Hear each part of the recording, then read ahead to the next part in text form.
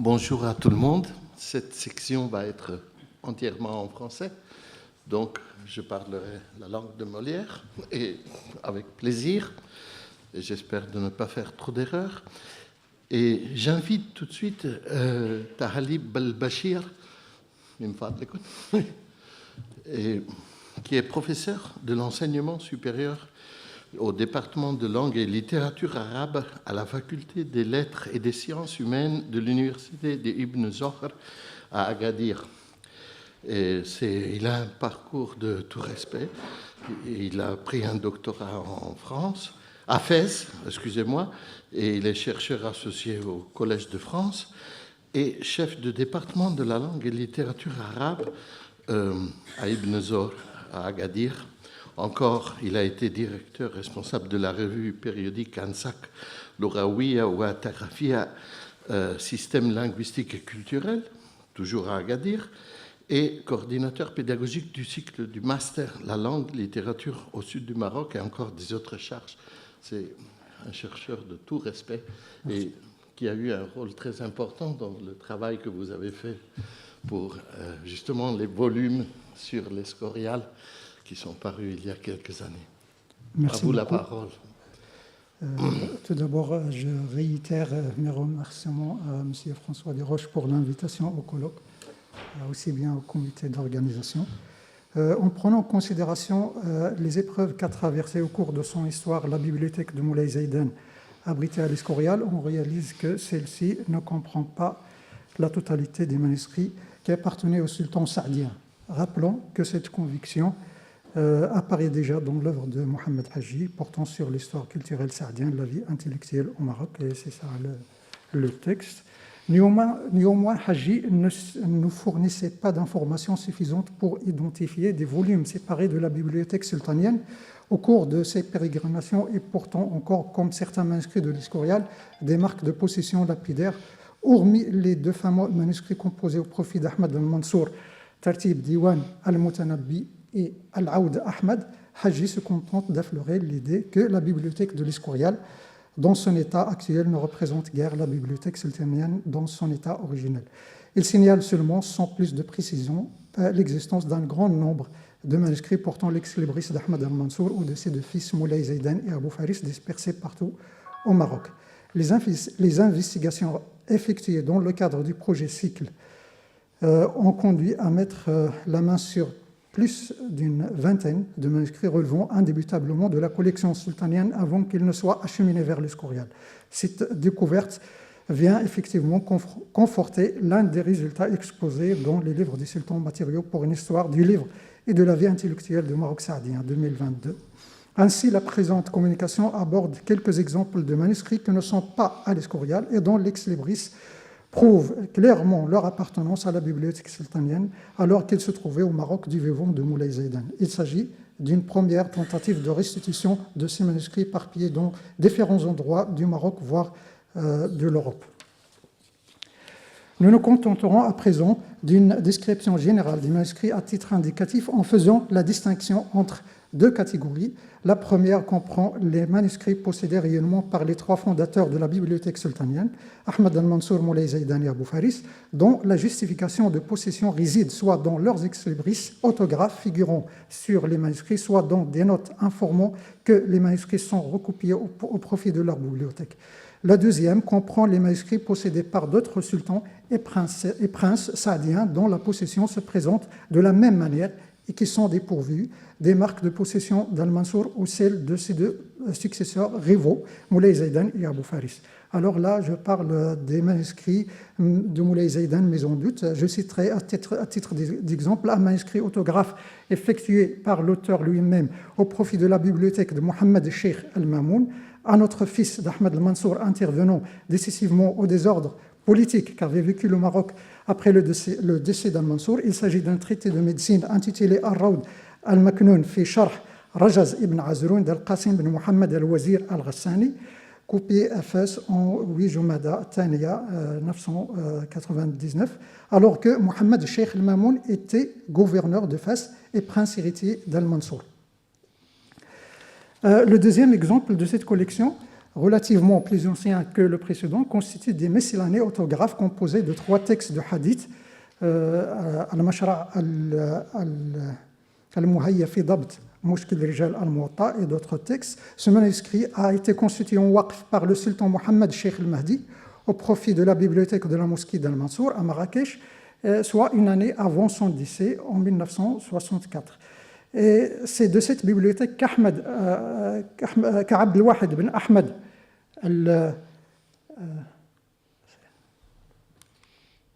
Abd al-Wahid bin Ahmed al-Hassani, le mufti de Marrakech sous le règne d'Ahmed al-Mansour, l'avait emprunté eu égard à la note de prêt rédigée de sa propre main à la fin des premiers folios recto. En l'absence de marques pouvant affirmer que Moulay Zaidan avait mis la main sur ces manuscrits, il est difficile de les joindre à la bibliothèque sultanienne. Malgré cela, il est possible de faire l'hypothèse qu'ils sont passés par la bibliothèque de Moulay Zaidan, sachant qu'un grand nombre de livres qu'il a indébutablement saisis ne portent pas son ex-libris. Quel que soit l'état de cette collection, nous pouvons remarquer qu'il s'inscrit dans la problématique des collections saadiennes antérieures ou postérieures de celle d'Ahmed al-Mansour.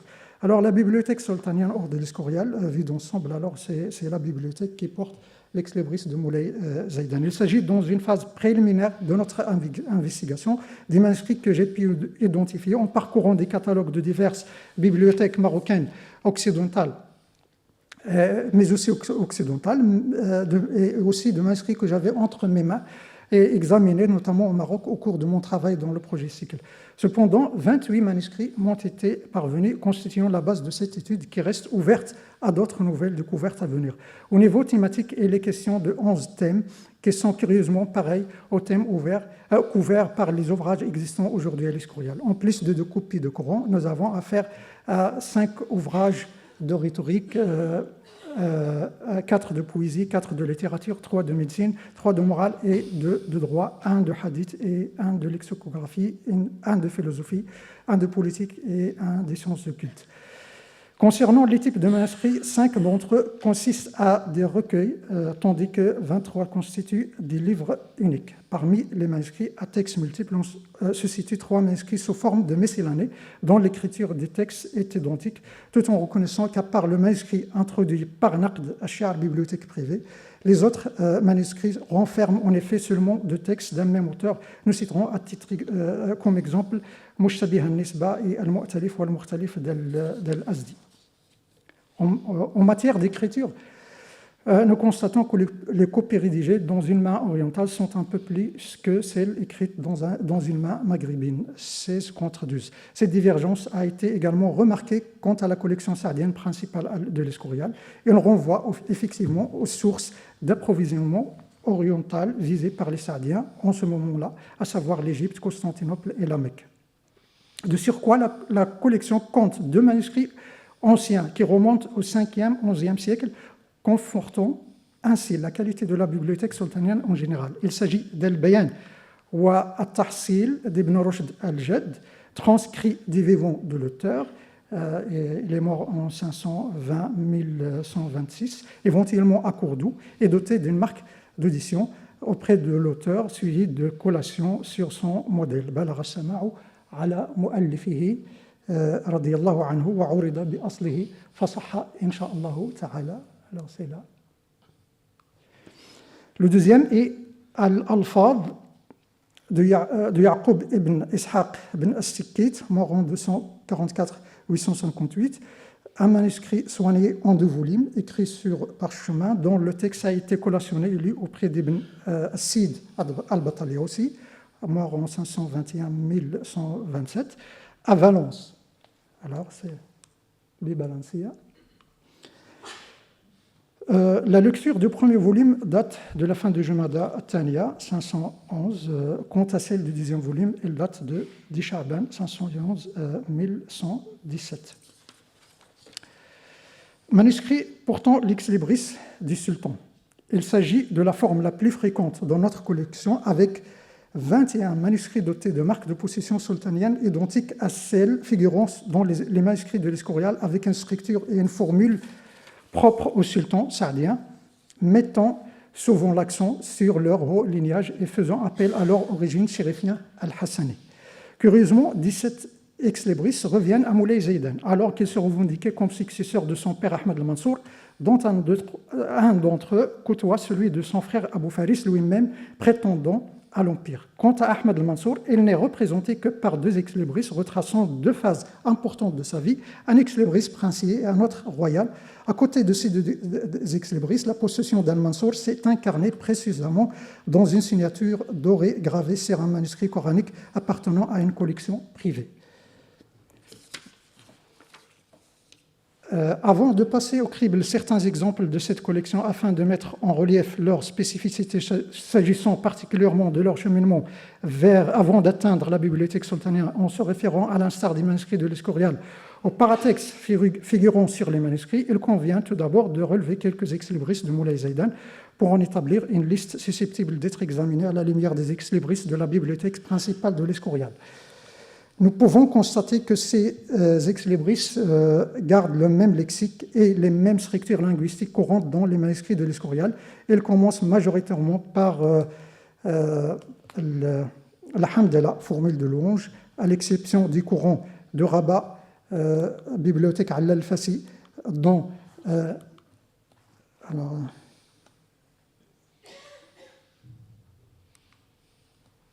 ce sont des Alors, ce sont tous des équilibristes de Moulay Zaidan. Alors là, elle se trouve là, puis d'autres.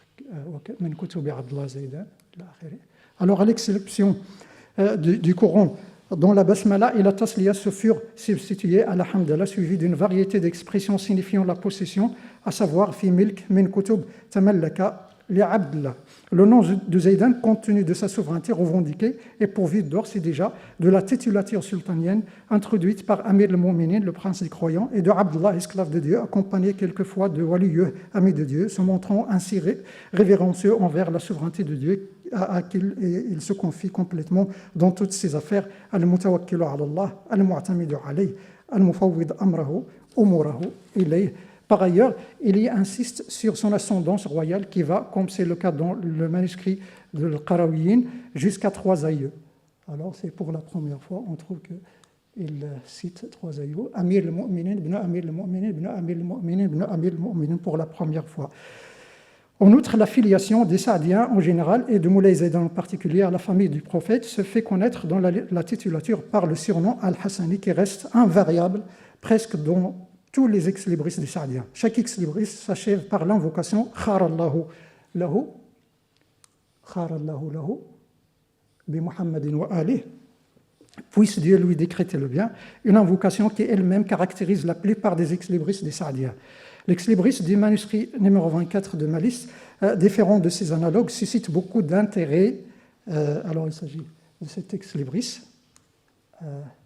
suscite beaucoup d'intérêt par sa structure remarquable et les conditions historiques auxquelles elle fait allusion. Alhamdulillah, akhadahu min yadihi bisayf al-Hindwani wa ramhi al-Samhari, Abdullah Zaidan, Amir al-Mu'minin, ibn Amir al-Mu'minin, al-Hassani kharallahu lahu. Il s'agit d'une marque transcrite par Moulay Zaidan lui-même. Louange à Dieu, il l'a spolié de ce manuscrit par l'effet de sabre de l'épée très tranchant et de la lance dure et solide. L'esclave de Dieu, Zaidan, Amir al-Mu'minin, fils d'Amir al-Mu'minin, al-Hassani, pousse Dieu lui décréter le bien. Signalons tout d'abord que cette expression est précédée par l'ex-libris de son frère Abou Faris, dont il n'en subsiste que quelques vestiges, et c'est grâce à sa collection de l'Escorial, aussi bien que le manuscrit de la BNF Paris, arabe 3218, que nous avons pu le rétablir. Là, on trouve, alhamdulillah, Abou Faris. Alhamdulillah, tamallaka hadha al-kitab Abdullah wa wali Abou Faris, Amir al-Mu'minin, ibn Amir al-Mu'minin. Cette disposition des ex-libris qui nous est familière, car nous l'avons décerné dans certains manuscrits de l'Escurial, reflète en effet l'écho des événements calamiteux par lesquels le Maroc a été frappé à l'issue du décès d'Ahmed al-Mansour, réunissant Moulay Zaidan à ses deux frères Mohamed al-Sheikh al-Mamoun et Abou Faris, qui se posèrent eux-mêmes en rivaux pour l'autorité. Il s'agit donc de ce que nous oserons appeler une querelle des ex-libris équivalente à ce qui se passe réellement sur le terrain de la lutte. Alors là, nous avons l'ex-libris de Moulay Zaidan dans le manuscrit que j'ai retrouvé, et puis les ex-libris équivalents dans la collection de l'Escurial, 3 ex-libris, déjà étudiés dans notre livre, les livres du sultan, signalant que le texte détaillé écrit par Moulay Zaidan à la suite de son ex-libris relatif au manuscrit arabe 425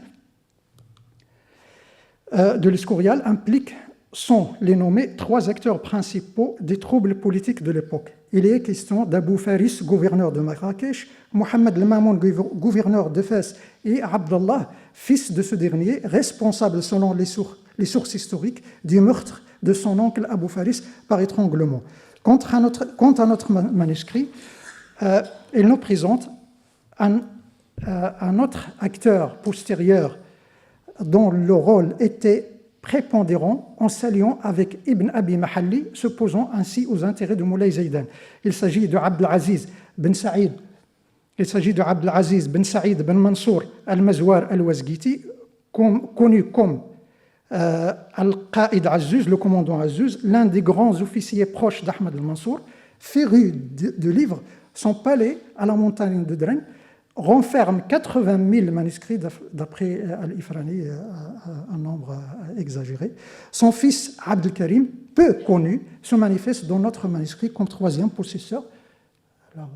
Abd Karim ben Azzouz ben Saïd ben Mansour al-Wazghiti min bani Tamilda kharallahu lahu wa ghafara lahu bimannihi wa karamih.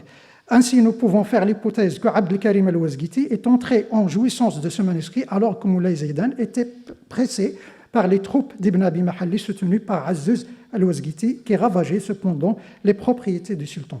Ce phénomène des ex-libris coexistants dans un même manuscrit dépendant des protagonistes de la vie politique, voire intellectuelle saadienne, ne cesse pas en effet d'apparaître dans notre liste, mais cette fois-ci loin des conditions déconcertantes auxquelles renvoie le manuscrit précédent. Nous proposons ici 2 exemples représentatifs. Al-Umda fi Mahasin al-Shi'r wa Adabihi wa Naqdih d'Abu Ali al-Hassan ibn Rashiq al-Qayrawani et Madhar al-Nur al-Basir fi Amdah Maulana Abi al-Hajjaj al-Nasir de Ibn Furkoun. Concernant Al-Umda, nous y apercevons pour la première fois le nom du secrétaire suprême d'Ahmed al-Mansour, Abdelaziz al-Fashtali, en tant que possesseur,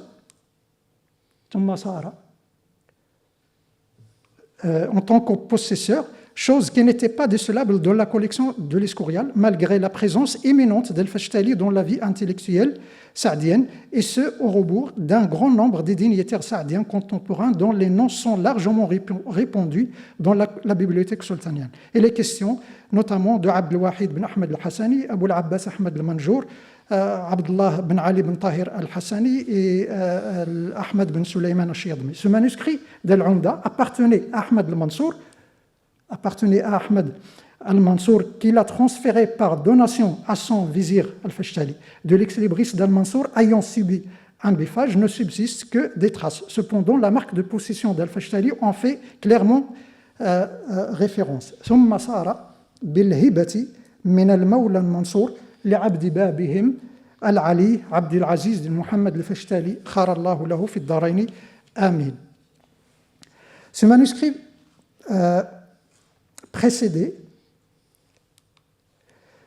a été précédé par une table des matières menée de numéros de feuillets correspondants au numéro de feuillets correspondants. On a le qalam al-fassi figurant également sur chaque feuillet. Ce manuscrit a été copié en Dhul Hujja 978 par Abdullah bin Omar bin Uthman al-Tadri.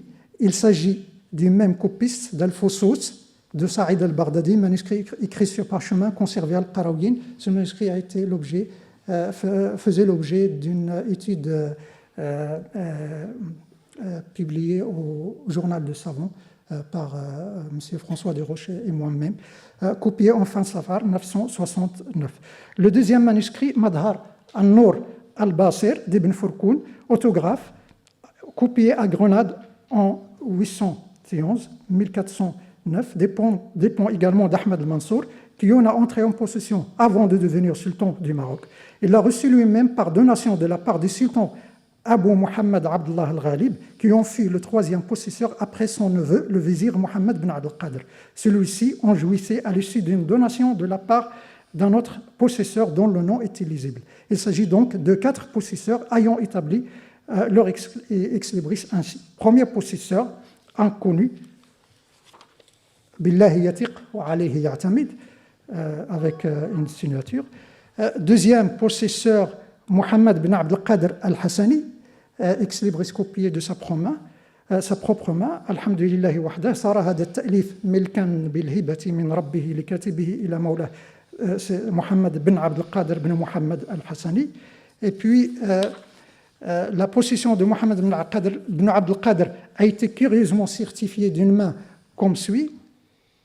Alhamdulillah, sara hada as-sifr min milk al-wazir al-a'zam Maulana Mohammed bin Abd al-Qadr. Et puis le troisième possesseur s'avère le sultan Abdullah al-Ghalib, qui n'avait pas, quant à lui, inscrit son ex-libris de sa propre main. Et c'est grâce à une note récapitulative rassemblant les 3 possesseurs saadiens, écrite par un témoin faisant partie éventuellement de la cour sultanienne, que grâce à cette marque que nous avons pu l'identifier. Sara hada as-sifr min yadi al-wazir Mohammed Abd al-Qadr ila Maulana Abdullah, thumma ila Maulana Ahmed, et après à Mohammed. Le dernier, c'était Ahmed al-Mansour, Ahmed bin Mohammed Sheikh al-Sharif al-Hassani, alors qu'il était prince. Ce livre est passé de la main du vizir suprême, notre seigneur Mohammed bin Abd al-Qadr, au grand sultan, et après à Ahmed al-Mansour. Le dernier possesseur du manuscrit fit selon toute évidence Ahmed al-Mansour, alors qu'il était prince sous le règne du sultan. Alors voilà sa marque de possession, autographe. Louange à Dieu, seul ce livre m'est parvenu par donation de la main du sultan Abu Muhammad Abdullah al-Hassani, puisse Dieu lui apporter son aide et glorifier ses étendards. Ce manuscrit étant parcouru par Ahmed al-Mansour a reçu des notes sous forme de tawqif et de commentaires qui témoignent d'une lecture attentive de la part du prince. En effet, il s'agit d'un procédé ingénieux, connu d'ailleurs chez les Saadiens, comme on a su le découvrir dans la bibliothèque sultanienne de l'Escorial. Ainsi, Ahmed al-Mansour ne s'est pas empêché de relever les imperfections de ce vers de poésie. أقول وقد أبصرت مولاي جالسا بكرسيه والنور من وجهه ائتلق تبارك ربي بارئ الخلق كلهم وإن الذي أبصرت أحسن ما خلق.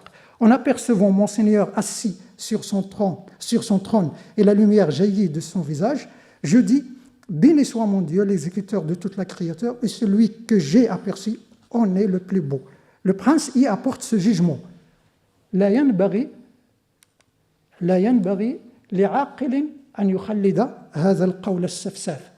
Un homme, alors c'est Ahmed al-Mansour qui a écrit, le roi Ahmed al-Mansour qui a écrit ce commentaire. لا ينبغي لعاقل أن يخلد هذا القول السفساف, ça veut dire un homme jouissant de toute sa raison ne doit pas perpétuer cette expression qui est de bruit. À côté de ce commentaire dont le style d'écriture d'Ahmed al-Mansour saute bien aux yeux, un copiste postérieur avait pris la peine de déclarer que l'authenticité de cette écriture ne fait pas l'ombre d'un doute, tout en étant de l'avis d'Al-Mansour concernant son point de vue négatif à propos du sens poétique communiqué. التوقيف أعلاه بخط أمير المؤمنين مولانا أحمد الذهبي رحمه الله وقد صدق. Le tawqif ci-dessus est écrit de la main de Amir al-Mu'minin, notre seigneur Ahmed al-Mansour al-Dhahabi, puisse Dieu lui accorder sa miséricorde, et il a raison. À l'exemple de son père, Moulay Zaidan ne se dispense pas de prendre pour objet de réflexion quelques passages de ses livres, faisant de telle manière preuve d'une pratique scientifique héréditaire chez les princes saadiens, pour lesquels l'investissement dans l'acquisition des livres ne fut guère une dépense superflue. Ainsi, Moulay Zaidan attire l'attention sur l'auteur du traité de médecine intitulé Al-Mabahis al-Qanouniya de Ali ibn Abi al-Hazm ibn al-Nafis. Alors là, c'est Moulay Zaidan qui a écrit cette marque.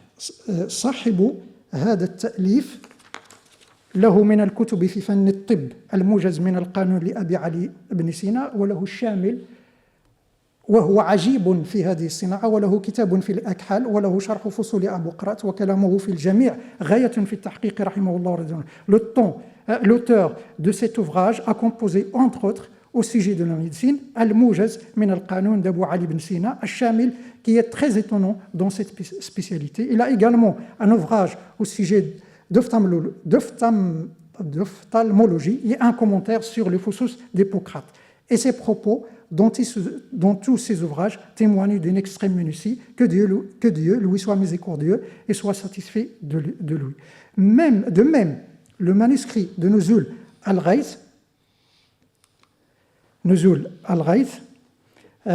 nous fait part de l'esprit critique duquel jouissait Moulay Zaidan, qui procéda à commenter ce vers de poésie. Alors il s'agit de ce vers La tanha an khuluqin wa ta'tiya mithlahu a'arun alayka idha fa'alta 'azimu. On y apercevant le caractère intertextuel qui le rattache au verset coranique 44 sourate 2. Akhadha al-ma'na min qawlihi. Alors c'est l'écriture du sultan Moulay Zaidan. Akhadha al-ma'na min qawlihi ta'ala atamuruna an-nasa bil birri. Il a pris le sens du verset coranique. Commanderez-vous aux gens de faire le bien et vous oubliez vous-même de le faire. Le commentaire mentionné a été copié de la main de Moulay Zaidan, constellé de matière brillante. Alors cette question a été évoquée dans notre livre, alors il faut y faire recours pour comprendre bien est-ce qu'il s'agit bien de poudre d'or ou pas. Alors, comme c'est la tradition chez les princes saadiens précédemment évoqués. Alors là, je vais parler de la... 2 minutes. Alors, je vais conclure. Il vaut mieux,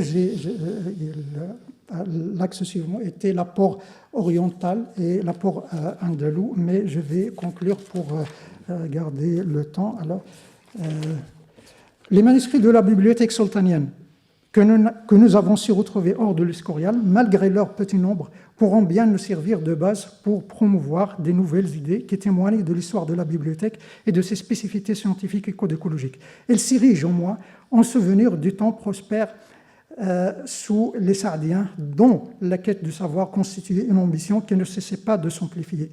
Bien que l'existence de ces manuscrits hors de leur rempart nous renseigne d'une partie des tribulations qu'a connu la bibliothèque sultanienne, il fait tout de même l'écho des vicissitudes de l'empire saadien après le décès d'Ahmad al-Mansour qui sont à l'origine de cette situation inespérée. Le manuscrit introduit par Naqd al-Shi'r que j'ai évoqué comme exemple. Certes, une grande partie de ces manuscrits auront été distraits de la bibliothèque dont les conditions de dispersion engendrées par l'embuscade d'Ibn Abi Mahalli qui portait préjudice non seulement au bien de Zaidan, y compris sa bibliothèque, mais plus encore au sultan lui-même.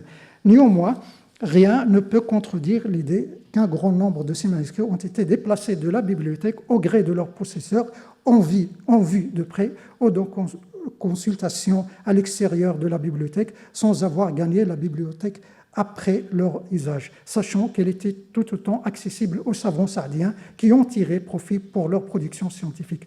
Tout cela un bon moment avant même qu'elle soit soumise aux épreuves précédemment mentionnées. Merci beaucoup pour votre attention.